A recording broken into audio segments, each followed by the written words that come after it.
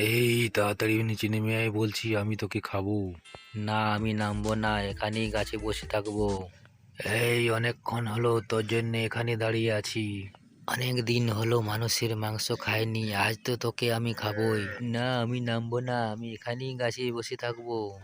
কিছুক্ষণ পর একটা শিয়াল আসলো আর সিংহকে বলল, ও সিংহ মামা, ও সিংহ মামা, এখানে দাঁড়িয়ে কি করছো? এই শিয়াল, তুই অন্ধ নাকি? আমি এখানে শিকারের জন্য দাঁড়িয়ে আছি। ও সিংহ মামা, তুমি এখানে কি শিকার করছো? এখানে তো কিছুই নেই। এখানে আছি, তুই গাছের উপর দিকে তাকিয়ে দেখ। আরে সত্যি তো, তুমি মানুষকে শিকার করার জন্য দাঁড়িয়ে আছো? হ্যাঁ, অনেকদিন হলো মানুষের মাংস খাইনি, আজ আমি এই বেটাকেই খাবো।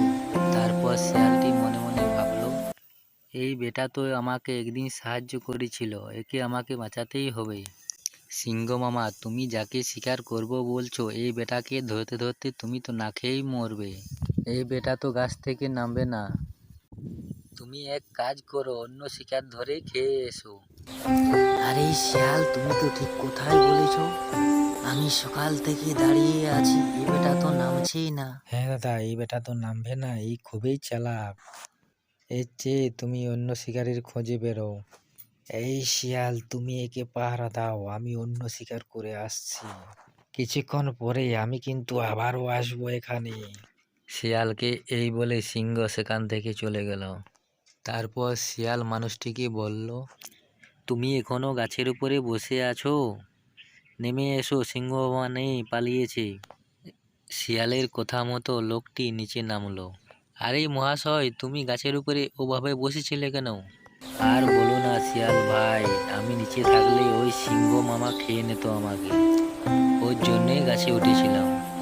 হ্যাঁ বুঝলাম, তুমি কিন্তু এখানে আর কোনোদিন ভুল করেও আসবে না, তুমি বাড়ি যাও। হ্যাঁ শিয়াল ভাই, তোমাকে ধন্যবাদ, তোমার কথা সারা জীবন মনে রাখবো।